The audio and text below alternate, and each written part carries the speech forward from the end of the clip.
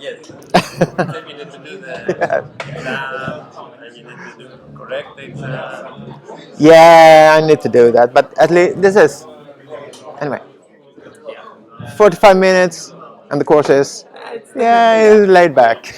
I'm just gonna fail, fail, pause, fail, fail, pause. Fail, fail. So many fails. Okay. Fail, fail, You heard pause. that, right? Yeah. Already?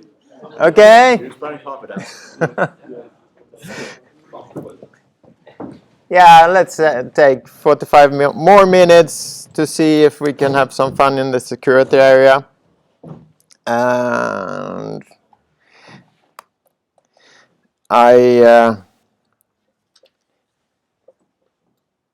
when I started to do this sort of lecture, I thought, okay, it's going to be an easy one. I just talk about OWASP top 10. So OWASP it's an organization that is sort of keeping track, doing measurements on what are the most sort of vulnerabilities that is out there, and they're rating them, grading them, explaining them, so we can read about them here, how they are sort of how these vulnerabilities work in different code languages and so. So it's a good place to go and read about it. I forgot. This is the first reading material in this course module, actually. To go there, have a look at this top 10, well, maybe select some of them, click on the injection part and read about it so you see this is how they are sort of explaining how injection is dangerous for me.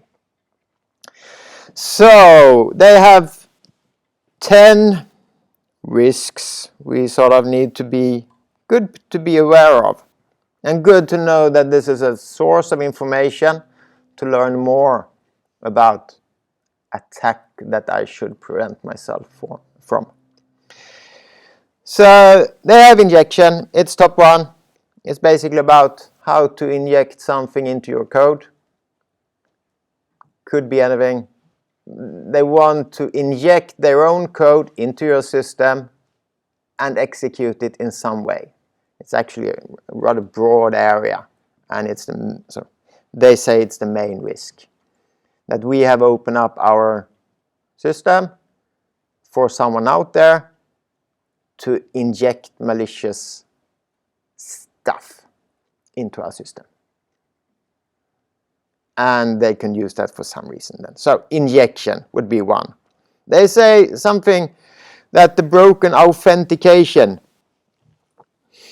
So somehow we had a bad authentication. They rate us at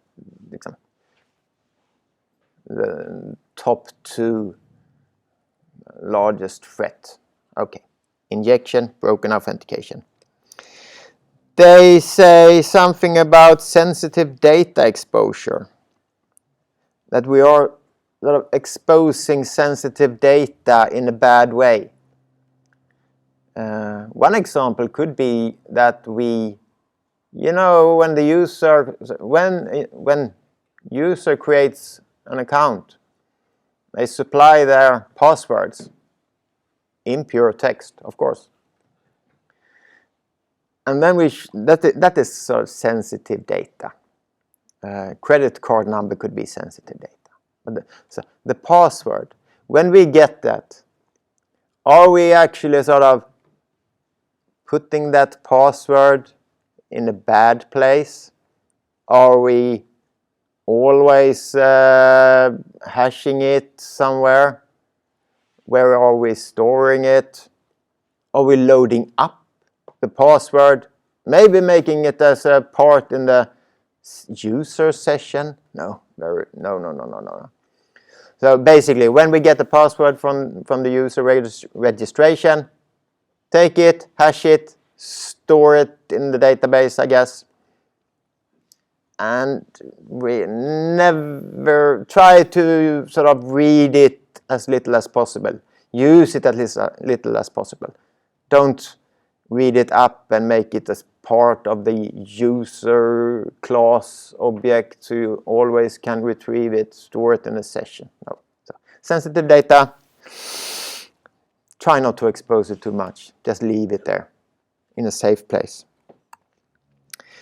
For something about XML, we don't talk about XML, so something about XML external entities, but we know about XML, it's a data format to share between systems. So it's a way to use XML data format to exploit. So we have broken access control. We have broken authentication. We have broken access control. Is that the same? I would say broken access control. That would be my, oh, I forgot I had a hidden backdoor to my system. Admin.php. It was in a secure folder. I didn't put the link in there. It was just for me. But then someone, I forgot it. Someone used that to get into my system. So something is broken. Maybe I forgot to, you could log in as a user and you could somehow get admin rights because I didn't protect my admin pages in the correct way. I just protected the link. But if someone found the link, well, they got full access because I did it. I forgot to put an if statement there.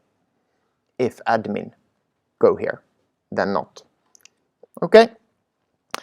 Security misconfiguration. Yeah, I think I have some examples on that. Okay. Bad config. Cross-site scripting. It's actually it's part of sort of injecting code into your web page, and actually sort of you're allowing someone to inject code on your page and it will be executed there. But it's injected as part of sort of a web page, so it's cross-site scripting we call it. Another one would be insecure deserialization, and I would say if perhaps one of the papers in the sort of reading material deals with this. Let's say just that let's take some unknown data. Might be supplied from the user, might be perhaps stored in a file, and we are just taking that into our system. And we're sort of deserializing it and using it as a variable or object. We think it should be an integer, but maybe it wasn't. So we're taking partly unknown data into our system and just using it. So that could be a security flow if someone could change that data. Yeah, using other components. Well, the other components, they are not secure. So each time we use another component, let's just think how secure is this? And let's think how many components do we get when we do an npm install of something? Have you done an ls of node modules directory? When we sort of, perhaps you did npm install MySQL. There's a lot of stuff down there. Separate modules, dependent on each other. There's a lot of modules going in there. Can we keep track on all those? I usually, now more, I get a warning message from GitHub, where I usually host my stuff. And they're reading, scanning my package.json. And when they see a module with a certain version number in there, they're sort of letting me know, wow, you're using a bad module here. There's a security breach into it. You should sort of upgrade it. Okay, this is really nice of them. But it's also a bit dangerous, since I really don't care when I get that. Usually, just another security measure. I ignore them. It's just a bit like spam. I get too much and I don't. You know, the wolf is coming, and then the wolf came and ate you up. But I didn't care because I didn't think it was actually coming. A bit like that. Insufficient logging and monitoring. Yes. I have an example on that. Let's see. Let's just walk through some danger areas where we could sort of. So, where are the dangers then? So, okay, let's stick with the host system. Yeah, okay, we have some. Let's just see host system, web application, or parts of the web application. So let's see some parts where we could sort of just stick in our mind, okay, here, this could be some potential danger. So I guess we are running our web application at some host system. Do we protect the host system? Can someone log into the host system? Let's say you put up your on DigitalOcean or Azure, as you're going to do in the next course. Can someone actually log into it? It's a virtual host. How are you logging into it? Do you have a bad password? Are you using SSH keys to log in? How are you storing them? Can you actually restore them if your computer fails? So, okay, so log in. We perhaps should close down all the services on this host system so we don't have too much open ports. It's a nice way to find a vulnerability to scan all open ports on the network and find a port. Let's try to go in there. So close down ports. Do you really need to have SSH access to the server from all over the world? Or could you close it down so you only get SSH access from a particular network or particular host? That could sort of reduce the way you expose yourself. Yeah. Have we ever thought about physical access? Is that the problem? When the guy who wants to break in can actually access your computer and just boot it up in single user mode, has access to your whole hard drive. Is it encrypted? Yeah, maybe that would work. Is it not? I could basically do anything I want with your system if I sort of could access the physical one of it. Most likely. Okay. So host system, yeah, okay. Yeah, I can think about that. Web application, extra stuff. So this is not just about your web application. This is the stuff you have around it. So you have a database. Where is that running? How do I access that? Where is the server? What is the port? How do you configure your web server? Let's say we have Apache as a web server, as a front. Or Nginx is another web server very popular out there. You configure them. That is maybe your first, could be one line of defense. But did you configure them correctly? Okay. All these external modules and services, or like some of you is fancying for the project, you're using software as a service or database as a service. What is the database some of you want to have? That one out there. Firebase? Or what do you call it? Is that secure? Maybe, it's a large one. Yes, very secure. Are you sending everything over secure socket to it? We don't know. You're storing credit cards numbers there. Is that safe? Yeah, we don't know. So, okay. So the stuff that is still outside of our web application. Let's see a bit about this is the small part, but the web application. Where are the security threats for it? Let's see if we can sort of high level it out. So we know authentication and authorization, so log in. Yeah, of course. Are you a user or are you an admin? So how is that dealt with? Okay, yeah, there's two parts where it can go wrong. I would say that any graphical user interface part, so every web page that is actually trying to affect the state of your application, writing to the database, changing the session, changing the cookie, all those graphical interfaces that actually changes the system, that not only read them, could be something. So, okay, let's just keep in mind, did I do these at least in some secure manner? And then, yes, if we should just remember one thing from this whole 2-hour session, it would be to deal with incoming data in some sense that we just don't trust any incoming data.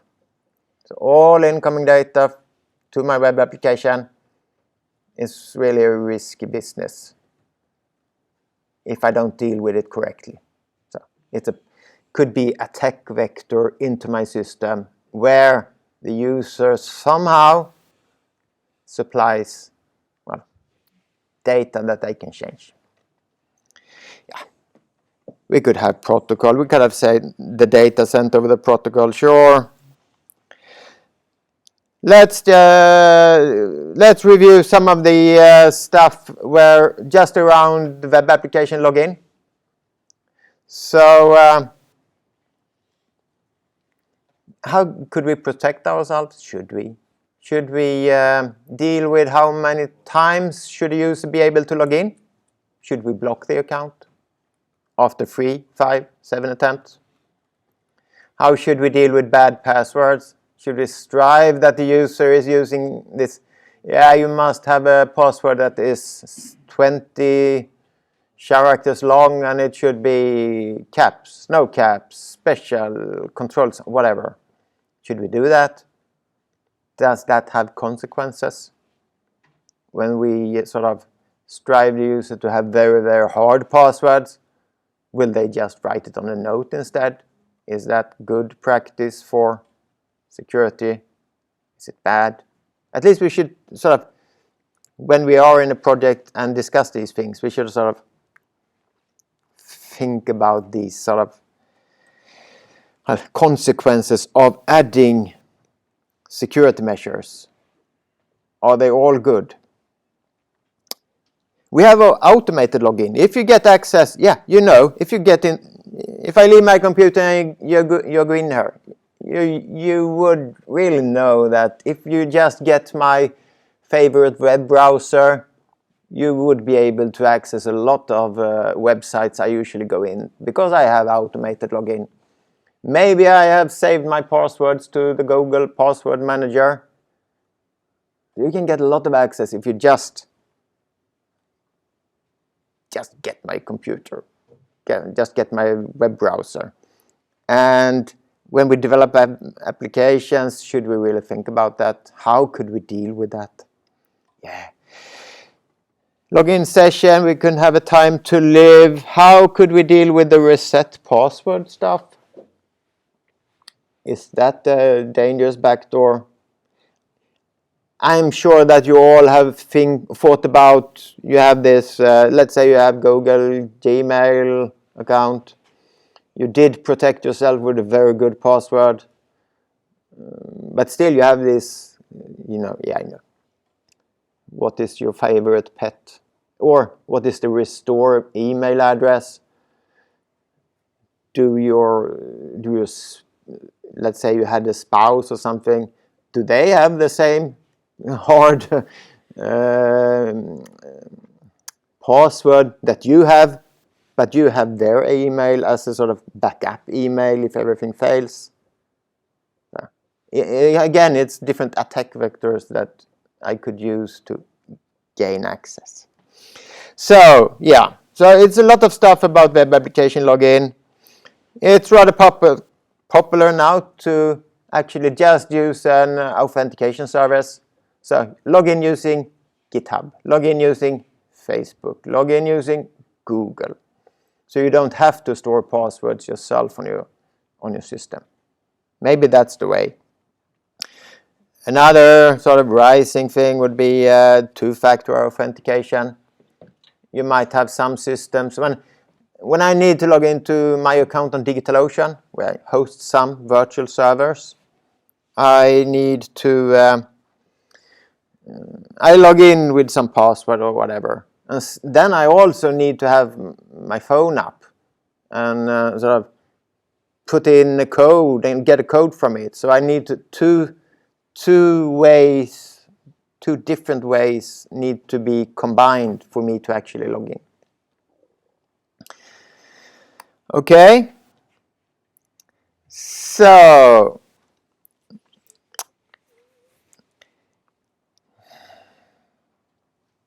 this is actually where the coding starts. This is PHP then, and let's just give a brief overview of what we are seeing. This is global variables in PHP. So if you are in C#, JavaScript, or whatever, you will have the same type of variables incoming to your systems. You just reach them in another way then. So let's just briefly see what we have here. The get variable is the query string, and that is incoming data. So how we deal with that incoming data when we get it from the query string into our application, it's a common way to breach our systems. We don't deal with that incoming data correctly. The same stuff is going for the post. It's a submitted post form, could be, or REST API. And we think that this is more secure since we don't see the actual content of the posted form. But no, it's not. Well, it's not. It's still vulnerable since the user can actually put whatever they want there, and they don't have to use our submitted web page to actually create and submit the form. I could just create this form any way I want to and submit it to you. Yeah, you know, Postman and this stuff. So it's not more secure to do post. Okay, let's just say it like that. File. How about uploading files? Let the user upload a file to our system. Image? Sure. It's always a JPEG file. I know it. I don't need to check it. Yeah, okay. Still, user supplied data. $server is a variable containing all data on the request I got. So all data on the request from the HTTP header, for example, and could be collected data from the name of the web browser. And you usually think that this is hard-coded. I can trust this because it comes in the HTTP protocol. No user can change that. Yeah. Some users can change it.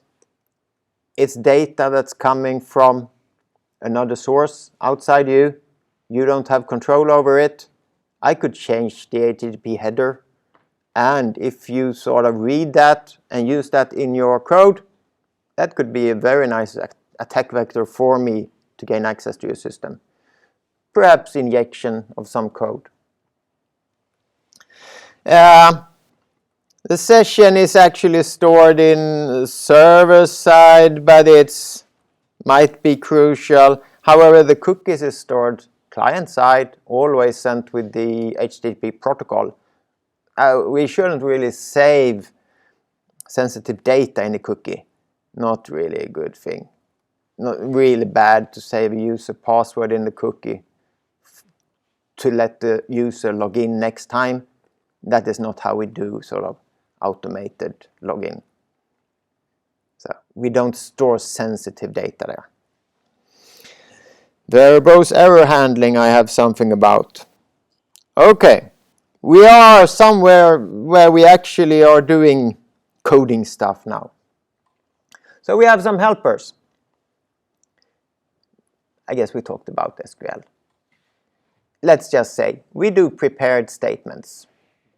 That is the way. We use placeholders for all parts that is going into. So we're allowing placeholders to actually escape the variables into the SQL.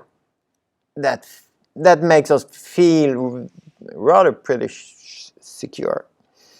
We try to avoid multi-queries. So some database interfaces allow you to do multi-queries, 1, 2, 3 queries in the same, in one request. So we try to avoid them. Might be a bit easier for an attacker to get access to our system then. All incoming values are sort of might be an issue.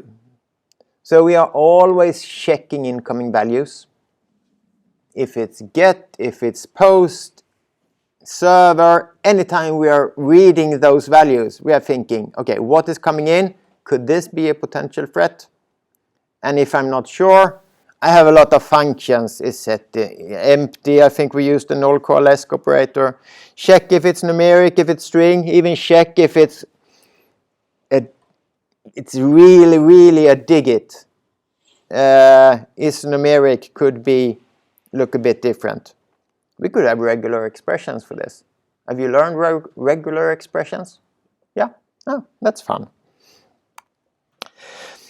We can have more application helpers. These examples on helpers now come from the PHP environment. So you will find equal helpers in whatever language we are coding. So it's on a higher level.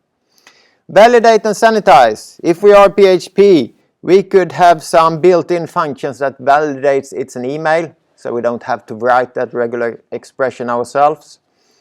And we could also sanitize. Sanitize could be like trying to repair some faulty data into a correct email. I could argue that we shouldn't do that. Either the user puts it in correctly or we ignore it. So, but still, we could sanitize it. So, some web application helpers more. I think this is the way where we start. Perhaps most easy part. I don't think we talked about it here. So when you have sort of user supply data, could be a blog, could be comments, could be something that is get from a form, get form, post form, any user supply data. Could be stored in a database, no or not. So if you're dealing with it, you can deal with it as it is, or if it's a content you're going to save, I could say save it as it is. I don't mind if you save potential malicious data in your database. It's fine with me. But the most important would be that you escape it, protect it when you print it, when you output the data to the web page that is actually viewed by the user. Then you escape it. So save as is, escape on output. And we could use HTML entities and strip tags, and I think I will just move on there to show an example. I need to open it up there so we can see it. Let's make it a bit bigger, like this. So here we have an example. So this is PHP. We all know PHP. We're getting some, so we have a query string sending in the ID to whatever, and we are wanted to get that. We're just reading this we trust the user. They are always sending an ID, so it's 1, 2, 3, 4, 5. Okay, yeah. But what if they sent in something like this? So this is a type of code injection. It's actually XSS, so cross-site scripting injection. So this is the most common way to check your fellow students if they are open for such an injection. When I teach courses in another place where web programming, the one who's going the first year, they're doing these PHP applications, and the ones who are going the second year, they did it last year. So they always know that when they come to section 5 of the course, the ones who study year 2 and 3, they know, now it's time. Let's go hack the year 1 students. So they attack the pages with XSS like this. And they're having a lot of fun. Yeah. So, but we just want to protect ourselves. So, if we have a variable like this, it's not a problem. The problem is when we print it out in the view.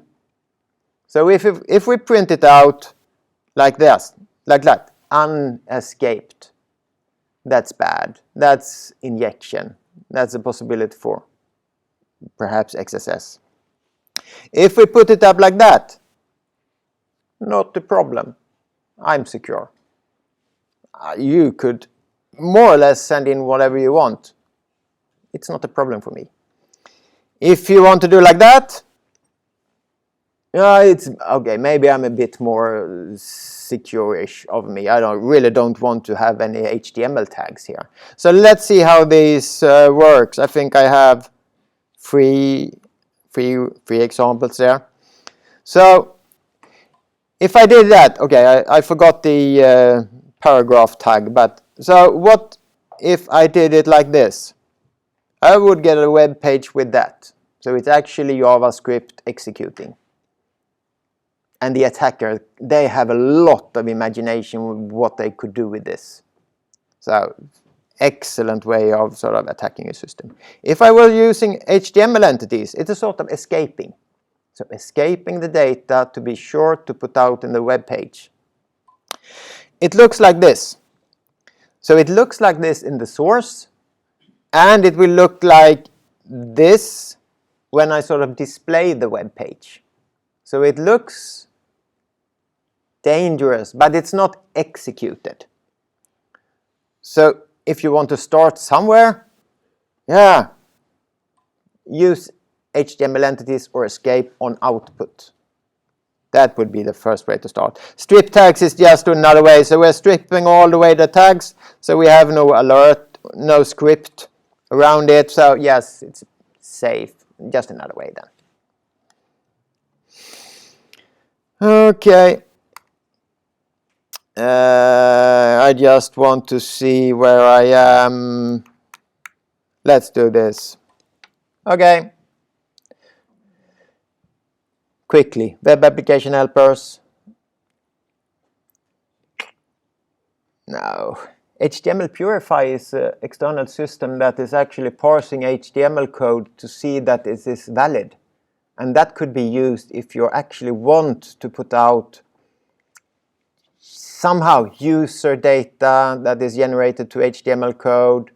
Could be a way of sort of protecting yourself. Markdown is a very good way of protecting yourself, allowing others to write comments to your systems.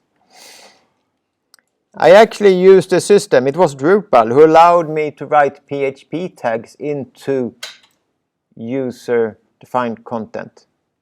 If I was an admin, but still, it's a rather nice way to get full control of the host system.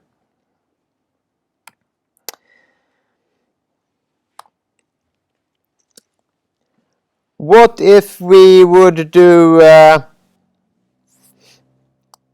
you want to do sort a database query, and you want to sort it ascending or descending when we click on the table. It's a common way. So we need to send it as a query string. So we send it like this. With this, which is a possible SQL injection, and this is how we could open up for an SQL injection. Like this one. You see the variable at the end there?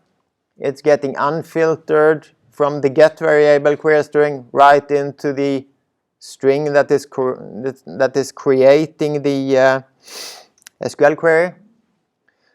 So here we could actually sort of This gives us an opportunity to inject code into the SQL statement, and under some circumstances that could be enough to get your whole printout of your user database. It could be enough. I don't say that it is enough. Depends on environment. But still, we can get this kind of free text in. But we should sort of check that it is in the valid domain. So we can still get this sort of free text in, but let's check that it's okay. I only allow ascending or descending, otherwise I drop dead right away. I fail hard and I fail directly when I see something that is not as I'm used to. Okay. Last one, at this section at least, is the how should you save your password? So in the PHP community, it would be that the best practice for now, it would be to use these two built-in functions. It's password hash and password verify. So we're using two built-in functions to deal with the password, and the password the hash or password should be stored in the database, and it's sort of built up in this way. So it's not best practice to use MD5, SHA-1, SHA-2, and I assume you should find something equal in your own choice of language then. There we go. Okay. So we have 9 minutes left. Let's see some examples.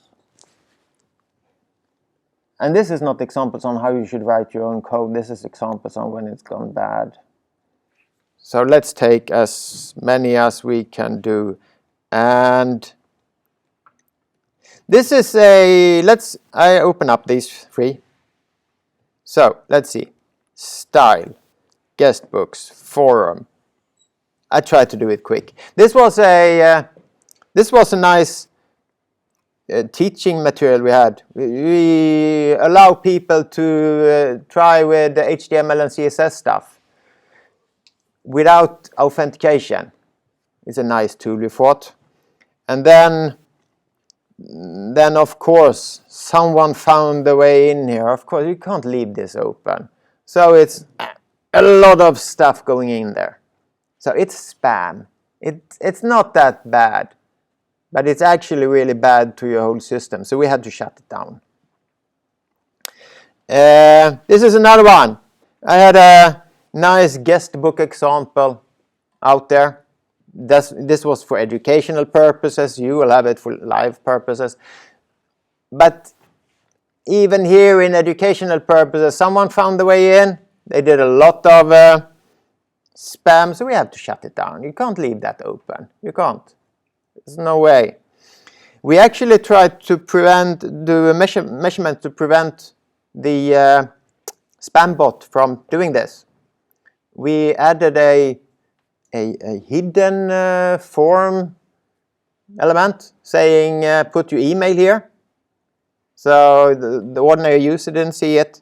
The spam bot saw it and filled in a random email, and then we could sort out. If you filled in the email that ordinary users didn't see, then ignore it. Most likely spam. And that actually worked. But eventually you will close down these stuff. You can't have it out there. Let's skip the forum part. It's also about a lot of spam going into the forum. You could prevent users from doing it, but you can't actually be completely secure. This is a bit more fun.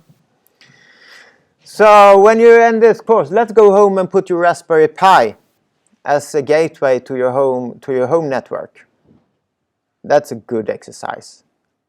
I'm doing it. And I put it out there, and I forgot to delete the default user of a Raspberry Pi. And it's well known that it's its user is Pi and the password is Raspberry, and when you log in there you could do like SU to become a root. So it's a very friendly system. But when I put that out on internet, and there's a lot of people out there that knows, let's find a Debian Linux server running Raspberry Pi and try to log in as Pi Raspberry, and they did. Did I notice? No, I didn't notice until I got a real mail, physical mail from the one providing me the internet line in, saying, "You are using too much data on your sort of line. Have you been compromised?" Oh yes, I had. So I had to close it down. I had a lot of SSH keys on that machine. It was a gateway into my home. And you know, I have a lot of servers out there. And when I'm sitting on my machine at home, I want to be able to reach them easy. So I actually opened it up. They could have gotten all my SSH keys. They could have compromised every system I have. And it's a bunch more than 10 different servers out there, of course. Yeah, that's bad. But still, do it for the fun. I had a source once. You know, this is only for educational purpose, but still fun to see. I have a very good one. It was the AIDS system, AIDS students, and I should be able to sort of click on their code and review it. So I saw their source code. And I really thought about how I should protect this. And then I have an old friend, student. This had been out there for several years. And then, oh, look here. Come, this is fun.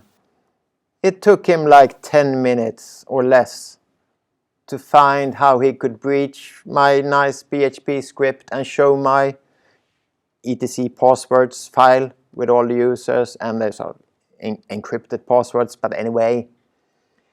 So it's really, I can think about this, how long many years, and then they come one educated, skilled people just trying to do one of these all attack vectors going in here.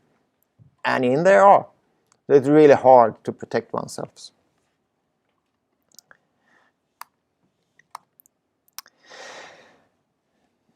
This is Trust No One. This is a student web page. And there was another student who was in year 2, and he had a cool JavaScript, and some said, okay, can I use your JavaScript? Yeah, he said, here's the link to it. So the student organization here, they included that JavaScript on their page, and it's still hosted on this year 2 student. And so he did a lot of fun with it. Oh, no, it's not available, my video. Shit. Well, he did a nice video. So he had a way to control that whole website with JavaScript. So he put a YouTube video. He made things turn around. He had a lot of fun just because he could do it. Yeah, okay. I will skip this part. It is about one of the reading materials, how they sort of used a way to get into the system, and they had a couple of days to actually breach the system. Small ways in, and finally getting access to it. Let's take some more just. Do you know what happens when you stress the system? Yeah, you know. It could go down, break. This is a ordinary verbose error message from any type of, well, it's Windows at least. So what happens when you have verbose error information and the system is stressed? This is an error message from too many connections on the MySQL server, and it just throws up all the connection details to that server. So this was a live system. I wanted to go in there. I wanted to see, are they open today? Oh yeah, they are very open today, because they showed me the host name, the database name, the username, and the password in this particular error message. So it was just for me to, and the server was also open on internet, so it wasn't on a closed network. So I just opened up a MySQL terminal and tried it, and yes, I was in. We actually had this problem on a server for students. And then we have thousands of students who have taken the database course. And they are, at this particular moment, the database is down. Everybody's getting this error message on their web applications going to database, showing up their username. So it was just to go around on all, we know the path to them, so you can just try each and every one students and get their password.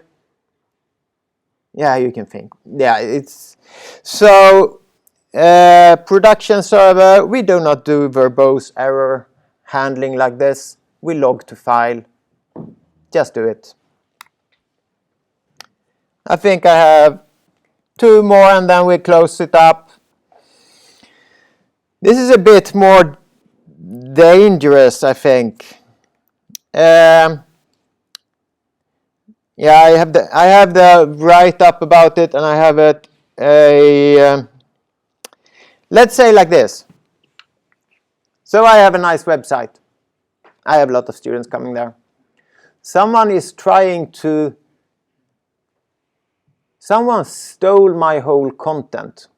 They stole my whole website, and my website is sort of at least a bit popular, so it looks good on Google search engine. And during the summer, when you Googled my web page, you got another domain, since they copied my whole content, put up another website, and when you clicked on their links, yeah, they did a redirect to web pages with girls and boys having not too many clothes on. So all the students and people who's generally going to my website, they clicked and they got that. They should have got the PHP code instead. But so it happened 2 times. It took me about a couple of months to restore it. So they stole it for search engine optimization, and they stole it to get traffic to their sites. And it was a bit difficult to get rid of. And eventually I had to, I put a lot of energy into it. So maybe I just blocked a few spam bots. Maybe I tried to block access by HTTP referrer.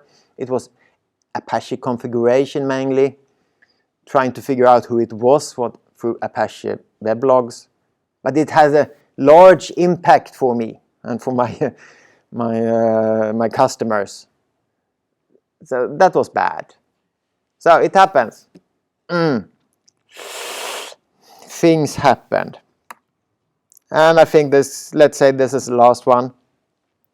This wasn't me actually, but I helped someone steal another identity of a Michael Rose. So I was called up by a Michael Rose who thought I was stealing his identity to buy stuff from eShops Dustin. And this was, I have a michaelrose.se, and the thieves here, they used some iframe and put up my website on their own domain. It was called roseholding.se, so it looked like a company. They used my website for it. And they sort of used that to be able to get an invoice from Dustin. So they put up an identity using my website, and then they order stuff from web shops. And somehow it was this other Michael Rose that was in they used his identity. They just used my website. Maybe it was nice, but they used his identity. So I made it happen, and eventually it was just to protect someone shouldn't be able to view my website in an iframe. So it was a configuration, so bad configuration issue that sort of opened up this.